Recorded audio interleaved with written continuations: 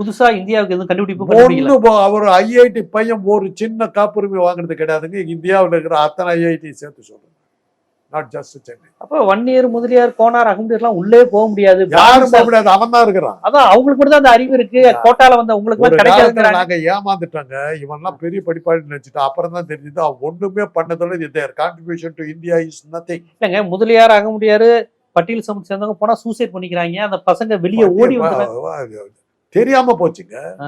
இதெல்லாம் இந்த விஷயம் தெரியாம தான் ஐஐடி நம்ம ஒரு காலத்துல பெருசா மதிச்சிட்டோம். அப்புறம் தான் பார்த்தா ஆரம்பத்தில் அப்படித்தான் வந்தது.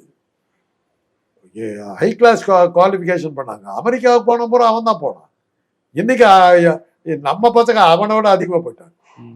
அப்ப அங்க ரகசியம் ஒண்ணும் கிடையாது, பெரிய அறிவாளி யாரும் இல்ல. அதான் உண்மையான ரகசியம். ஐஐடி அந்த காலம். இன்னைக்கு ஐஐடி நாங்க வேணாம் சார் ஆள விடுறோம். இன்னைக்கு என்ன இது ட்ரெண்ட் தெரியுமில்ல, ஒரு கம்பெனியில் போய் வேலை கட்டிங்கன்னா